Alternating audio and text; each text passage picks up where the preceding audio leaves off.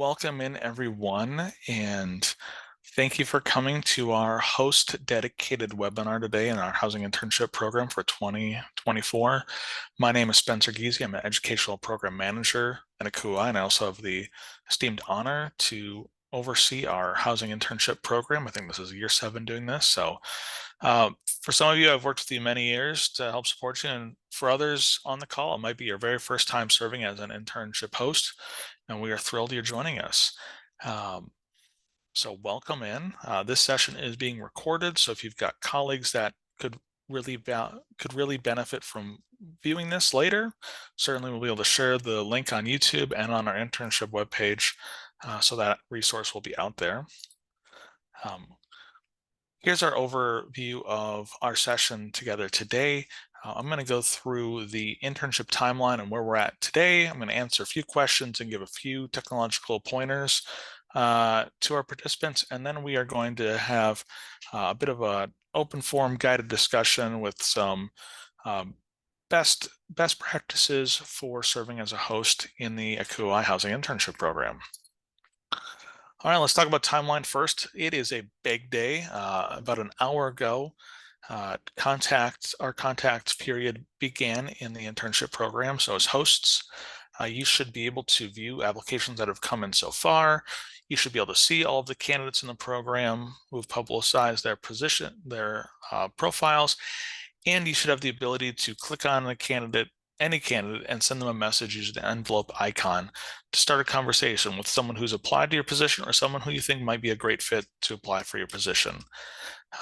So I hope you're having a great time reviewing applications, viewing candidate profiles, and starting that communication process.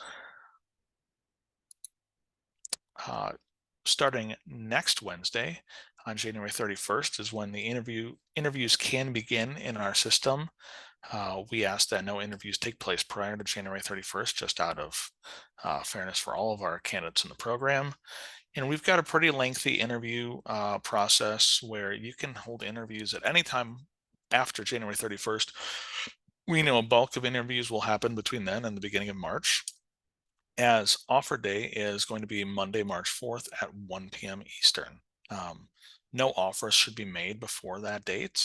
Any offers made before March 4th would really be an unethical offer, and that's certainly not something we want in this program, where we've tried to create a baseline for hosts and candidates to have the best process moving forward as possible.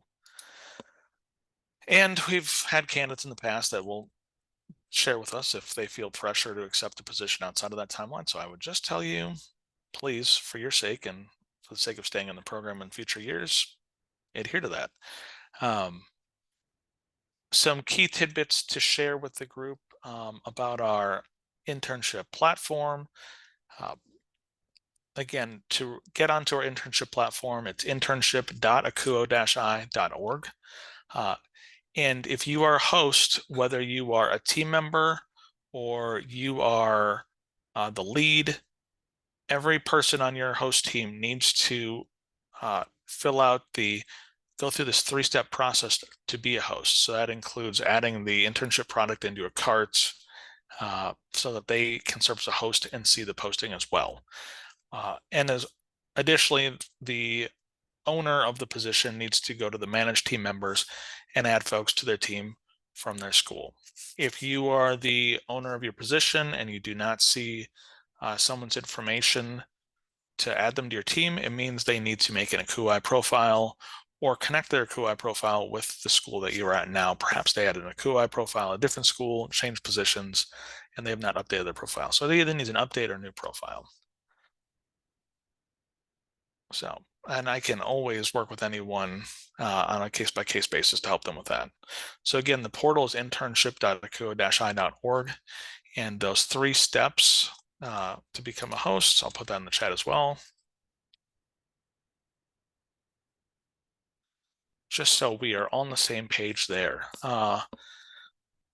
Additionally, you should see a calendar function now as the owner of a position, and with that calendar, you can drag open individual slots to be able to schedule interviews in the future. It's not just one big drag down, it is drag down individual spots. Please note that as well. And yeah, we'll jump into some other logistics later on, but I want to get to our panel part of the session. So you've already heard a little bit from me. I'm going to pass it over to my colleagues on the panel, Aspen and Justin. So Aspen, I'm going to have you go first. Hi, everyone. My name is Aspen Shackelford. I use she, her pronouns. I'm currently a community director over at University of Maryland, but I also have the honor of being the chair-elect for the housing internship program. I have not hosted an intern. However, I promise you all, I know some good tips and tricks for you all. So I'm here to answer some of your questions, and I've also been an intern myself, so I have that experience to pull from as well. I'll pass it over to Justin. Hi, everyone. My name is Justin Cottrell. I use he, him pronouns. I am an assistant director for housing systems at Columbia University, and this will be my third year working with the ACUHO-I program. And yeah, that's it. Outstanding. Thank you. All right, so we've got a few questions that we've pre-packaged that we wanted to cover with you all. We also have a chat function where we would like you to place any questions in the chat that you may have. And frankly, we'd like to know who's in the room. So if you would just be so kind to share who you are and where you're joining us from in the chat, we'd love to read that and learn a little bit more. So we've all shared a little bit about our background with the ACUHO-I internships overall. I can tell you as the kind of manager or director of the program from the ACUHO-I lens, we are continuing to see our internship candidate numbers increase. Post-pandemic, we hit a great high of internships both offered and placed with candidates, and 2020 happened, and we have slowly been building back up from that year of not having a program and then subsequent years of trying to get students re-interested in the field, build that back up. So right now we project to be in the mid 300s of candidates this year. So that's promising. We've got a 30 to 40% growth in interns this year over last year. Additionally, you all as hosts, you've got the positions out there. Right now we've got over 200 positions posted from host sites. And of those 200, we've got over 550 actual internship opportunities that are out there. Now we have a few folks, a few institutions that have high numbers of internships available, perhaps like 30. So that can kind of skew our average position per posting rate.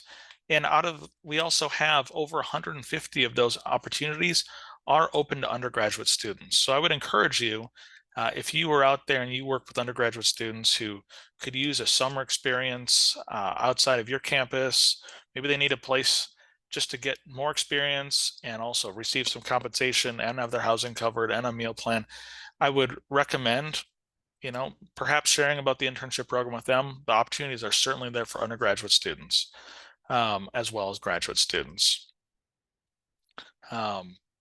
So that'd be my experience, and we're seeing growth from my lens of the internship experience. I'll pass it over to Aspen and Justin to share more about what their experience with the internship program have been.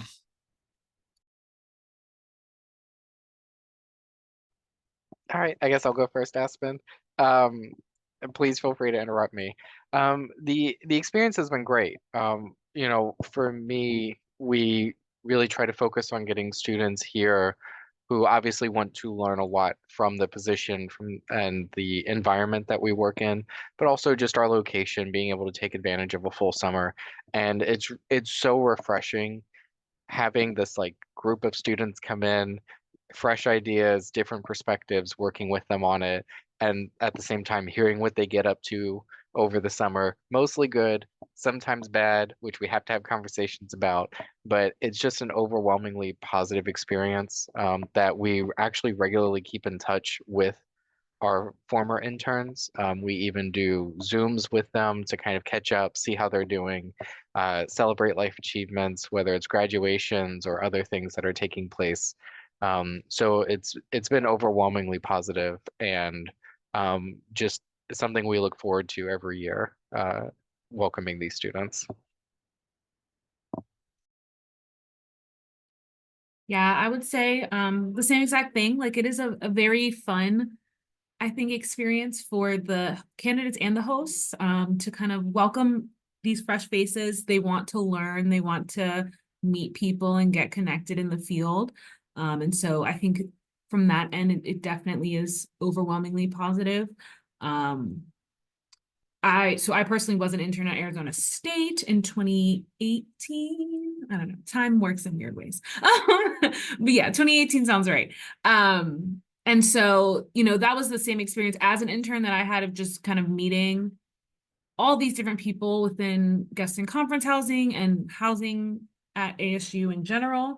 And even like I think there were 8 of us in that experience. And so they were really intentional about getting us connected and all of those things. And so I would say definitely the same. And even talking to interns from last summer through our intern summit that the program offered, just hearing their experiences and they really want to be connected. They want to definitely have the responsibilities that are listed from them in you all's job listings, but also have that chance to really connect with each other, connect with the institutions, and just kind of learn more about the field outside of what their classes may be teaching them. Thanks, y'all. And hope, in addition to kind of the internship program experience as a whole, we've added greater customer service results in terms of the ability to use the purple chat box on all of our ACUHO-I web pages. So I hope that you've been able to have questions answered relatively quickly if they have come up in your processes. So please use that purple chat box. That is a direct line to a real human at ACUHO-I. So it's not AI. It's us typing. And that's been a big change. And we've really tried to, I don't know, put more communication out there, both the hosts and candidates, just to support y'all in the program. We don't want it to be a mystery. We want it to be great placement and a great building of the future of the profession. So our second question, what's the best way to organize yourself and approach the search process? Some things I see as a third party that oversees the program. Knowing your clear-cut timelines of when you hope an internship can be filled by an intern, it's really important. That is where we get a lot of hangups with, oh, I loved that candidate, but their available time doesn't work with our internship. Try to identify that early. Do you have flexibility? Does the candidate have flexibility? Because having a great intern for 3 weeks isn't what you're looking for. Most internships are 8 weeks. Really, they range from 6 to 12 weeks in total. Certainly some shorter. I think anyone in the program would love an intern for 10, 11 weeks just so you get that return on training investment. But 6 to 8 weeks is pretty typical. Those pieces we're balancing. When does their semester end in the spring, or when does their spring quarter end, or their summer quarter end? When can you get an intern on your campus when you're able to take them in? Usually that's post move out, so there's actual housing available for them. It's a quick turnaround. And then when do they need to be back to their campus? How long do you need them for a program to function properly? So as you organize your thoughts in terms of that's the biggest piece, the actual opportunity. Another piece that I would encourage you to organize and have structured well is the supervision and guidance of the intern. Often we've had a number of internships over the years that have been recruited for and filled, and the key component of who's going to actually supervise and lead this intern can get lost in the shuffle, or staff transitions happen at the end of the academic year, and all of a sudden we don't have a plan for this intern that's coming to campus. And lastly, a huge organization piece I'd have you all remember is it's really fun to recruit and interview candidates, but it's really exciting for them is once they've accepted the position that you stay in touch with them. I hate when I hear that they've accepted an offer on March 4th, they're excited, and for 2 months it's radio silence, and they're not given guidance on when they should arrive to campus, what they should be expecting for living conditions, should they fly, should they drive, where do they park if they bring their own vehicle, etc. So how can you keep the communication going with the intern that you've selected between March, and May.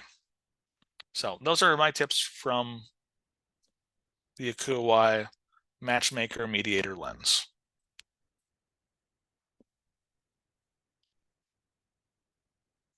Justin or Aspen? Yeah, I was waiting to see if Aspen would unmute. I always hate talking first. But I'm from the South. I talk too much. Apologies in advance. The to kind of build off what Spencer said, it's really key to kind of think of this as a bigger life cycle than just we got to get people.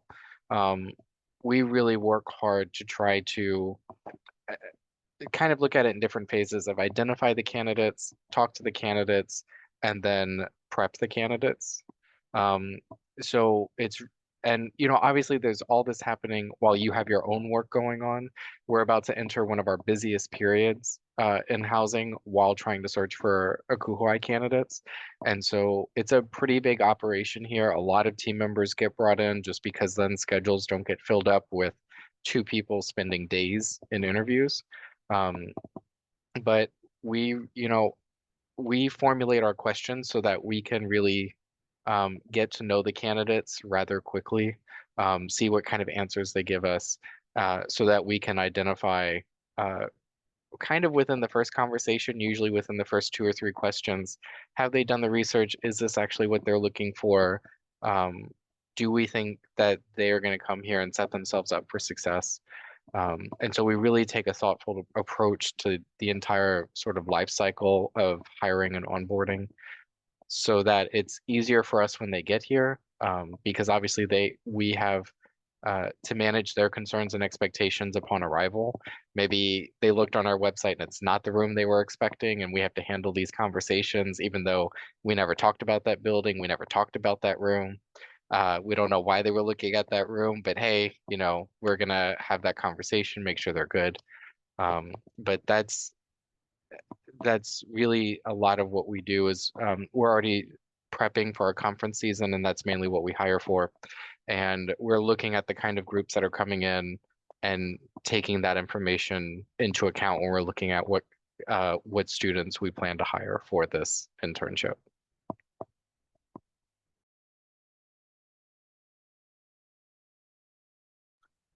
I'd also say, I'll stall for Aspen for a moment. I'll also say, with so many interviews happening and so much recruitment happening at different levels in this time of the year for the field, it can get really tough to identify where should the expertise be with this internship candidate. Maybe you're doing a student staff interview, and you do a professional staff who's coming for a full-time career, and they should be somewhere in the middle there. They're not a finished product. So you're looking for trainability, you're looking for adaptability. But once in a while, yes, you'll get that person that comes in, they rewrite some process and manual in your department that changes the whole trajectory of everything. You're like, wow, that was outstanding. But oftentimes these are folks who are seeking mentorship, seeking new experiences, will not be perfect, but will show forth efforts and want to continue to learn and develop. So just come with the lens of you're both mentoring and supervising someone in this role. Now I'll throw it over to Aspen. Honestly, Spencer and Justin did a great job, and so I'm going to pass on that. Some other tips I'd give in terms of organizing your search, again, opening your calendar up on the calendar function on the internship platform to identify when you have interview times, and recognizing we have 5 weeks of potential interviews. Like, as you all have busy times on campus, spread out those interviews. They all don't need to happen the first week in February, honestly. Spread them out, give yourself some time, give the candidate some time. There's the old adage, like, do you want to be the first or the last interview? You can all determine where you want to fit in that. There will certainly be some schools that want to be out in front and make sure they get that interview on day 1 of interviews. Pace yourselves, and also continue to look at our candidate database. Many of you on this call are seasoned housing and residence life professionals. You've seen the field, you've worked at multiple institutions. and I'm going to say you're wiser and you know a bit more than some of these candidates. So some of these candidates, they don't know about your school, they don't know about your opportunity, they've just missed it. They may be perfect for it, they may be a great fit, they may just need a bit of a nudge from you to say, hey, take a look at this. This could really work for you. This could be a great fit for you. It's almost that like pre-mentorship to get some folks interested in the position. And as it is admittedly a candidate's market. As hosts, you're going to need to go out and do some recruiting if you want to have great success in the program. I believe you can all fill positions with interns if you go out and you recruit candidates and you find folks for your positions. Yeah, All and if I right. can Oh, just, yeah, go I'm ahead. sorry, I just want to add on to your comments about the Yeah. calendar. We use that pretty heavily, so that students are able to select the times that work for them for interviews. And it's great because it eliminates the back and forth of what's your availability, does this work, and so on.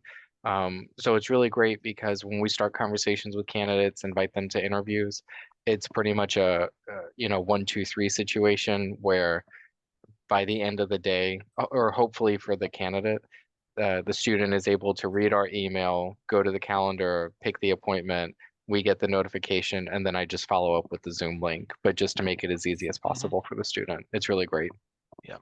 And that calendar is set up to be in the time zone of the viewer. So if as you start to work with students that might be across the country, it's okay. They're going to view it in their time zone. You're going to post the times that are open in your time zone. It will transition on technology. It's neat.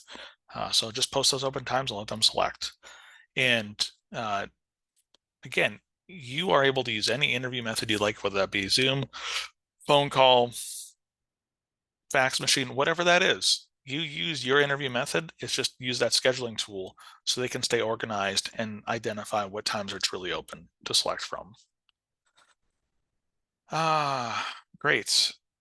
We're just going to go to, this is a big one. It's hard to narrow it down to one. What's your biggest tip for a potential host?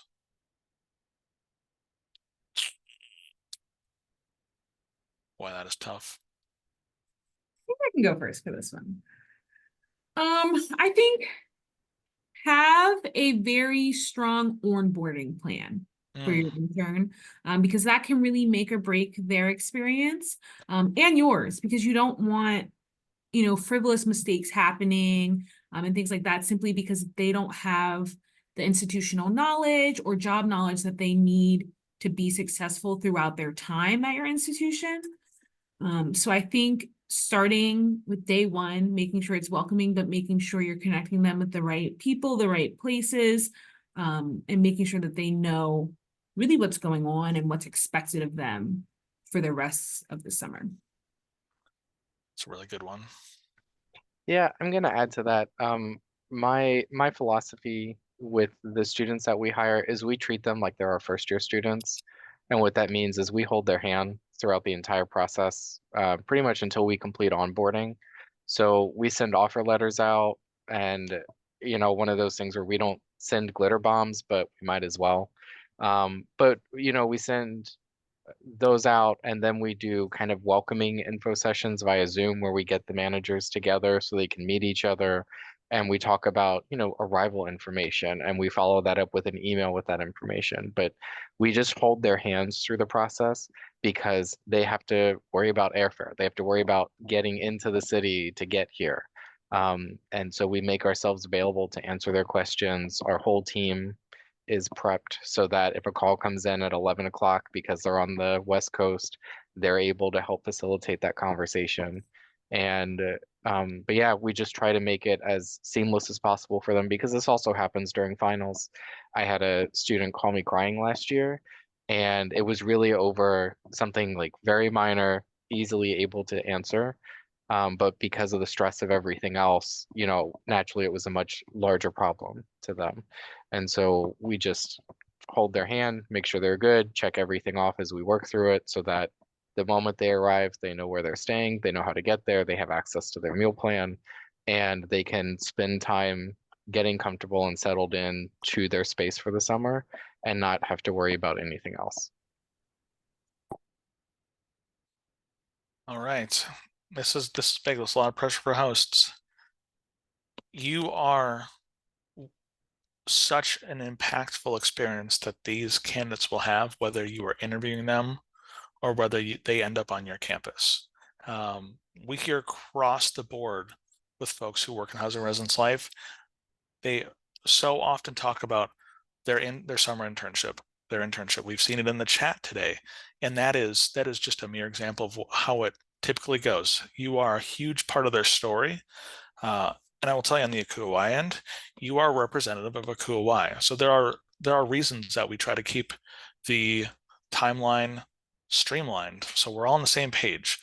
Because as the entity that oversees this program, you're representing us. You are representing the field of housing residence life.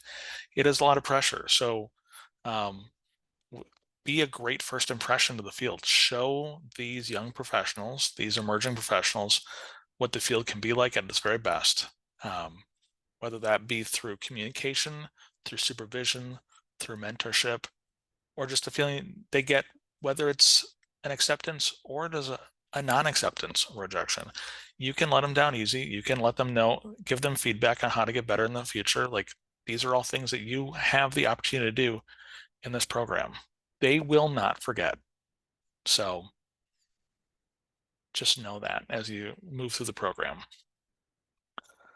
We did want to open it up to y'all. You logged on to this Zoom for one reason or another.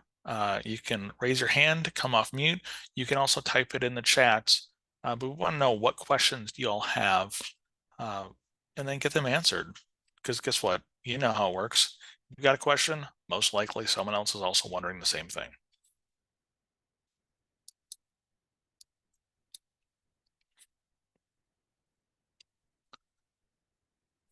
Okay, oh, go ahead. Sorry. This is Cynthia Jones from Elon University. I guess Hi, I was Cynthia. just cute, and thank you. This is helpful information. I personally have not had to go through the recruitment process for an ACUHO-I intern, so it's enlightening information. And I think in light of that, I'm just curious to hear what maybe others' experiences are when it comes to offering candidates and how folks kind of go about that. Obviously, there are many positions available and many candidates also. I'm sure everyone will narrow down to the folks that they want and so forth. But I'm just interested in hearing the logistics of how folks go about offering those positions. Sure. And I'd open that to anyone in the room who's offered in the past that feels comfortable sharing. We'd love to hear. I could jump in. Last year we called them during the appropriate time and offered them the position and gave them the specific deadline dictated. I think there's a deadline dictated of when they can let us know. So it gives them time, etc. And then we followed that up with all the information via email that we talked to on the phone.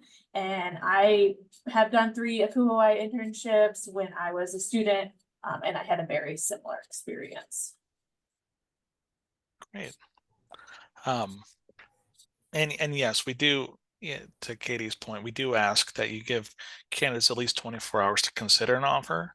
And there's the initial reach out, whether that be phone call, text, email, something, where you communicate they're receiving an offer. And then in the system, in the actual internship portal, you go to their candidate, their application to the position, just like how you invite to interview now. There'll be a button that shows up that after offer day, where you go in there, same thing, and it says offer, send offer. And if you are a school that has one opening, you can send out one offer. If you don't send out an offer, it's not, that is the only way we can bind someone to a position. That is the only way that we can, say that is an official offer and an official acceptance. If it's just verbal and we never have it done in the system, there's nothing binding a person in that position. At the same time, if you've got that candidate, you offer in the system, they accept in the system, they are no longer visible to their other internship applications. They're just poof gone. They've accepted a position elsewhere. So then they should not continue receiving offers, and they should not continue receiving communication from other schools because they are no longer in the pool. So there's many reasons why making the offer officially in the system and getting it accepted officially in the system is the right way to do it, and also very beneficial to you as hosts who are competing for the candidates you are seeking. So some sort of communication and then offered in the system. Yeah, and if I can add on to that, I think one of a really important thing is so for this year, we're hiring for 6 managers just because our conference operations keep expanding. And what we actually do, because we can only offer to 6 people, 6 students, it's possible that we'll get 1, 2, maybe 3 rejections, hopefully not 6, otherwise I'm going on vacation. But you know, it's possible you will likely get a rejection.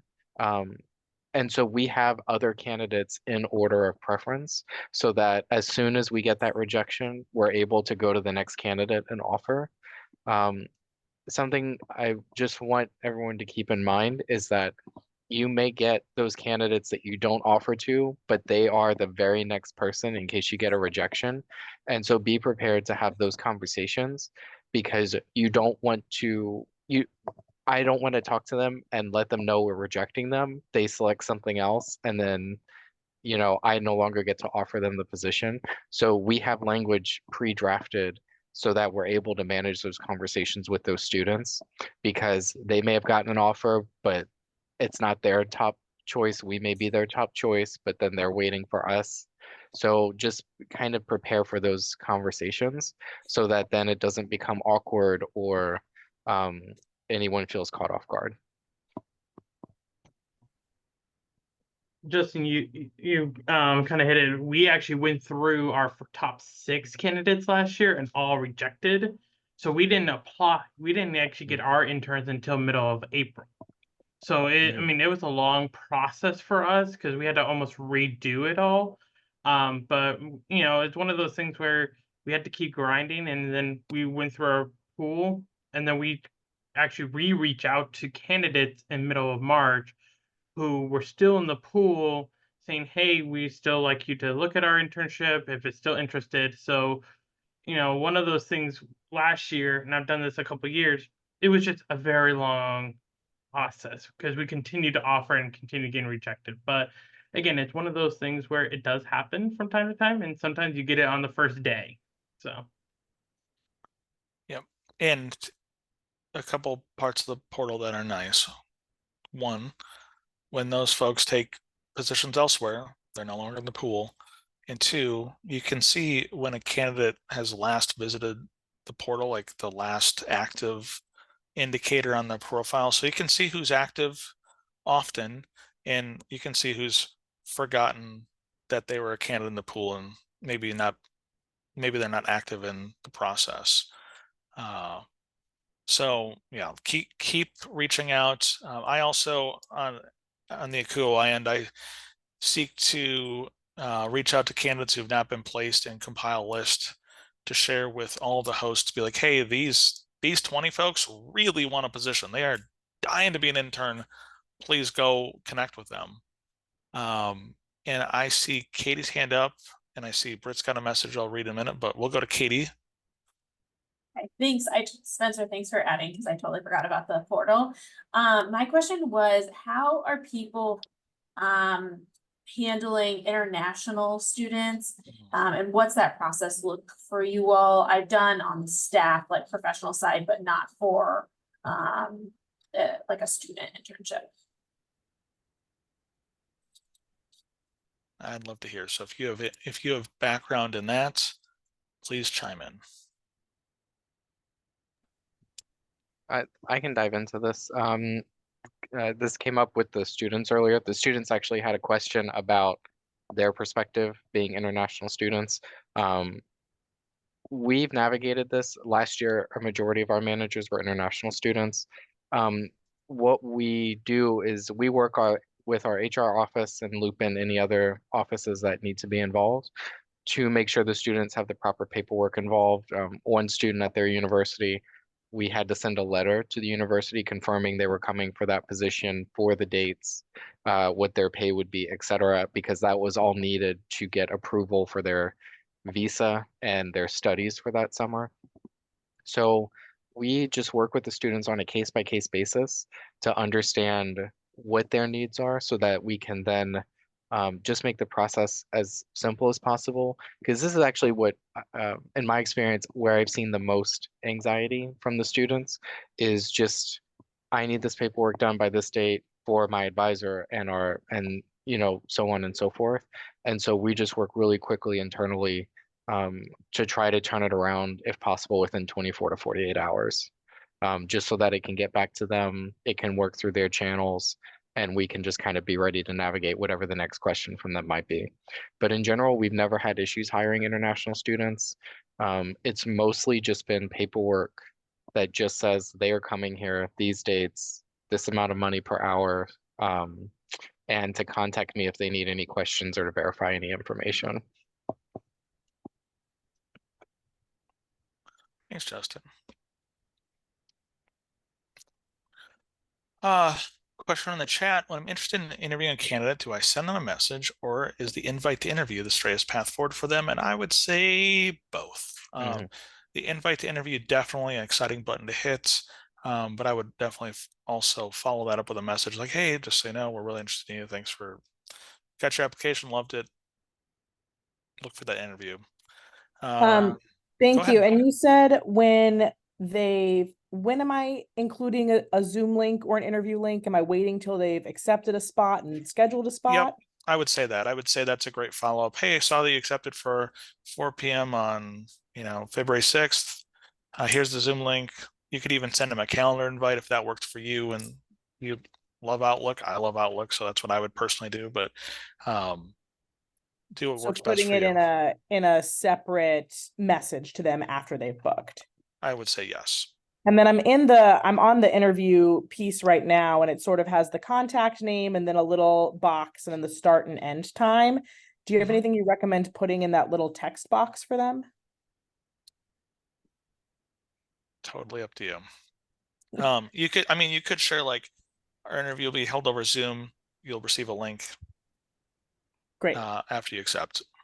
Cool. Thank you so much. Yeah, our message to the students is basically, thank you so much for applying. We're excited to interview with you. And we ask them to schedule a time on our calendar. And we let them know as well that once they've scheduled a time, we'll follow up to the invite with the Zoom information, because then we just go into the calendar and edit I think the body or the description of the event to include the Zoom information so that they have it as well. Perfect.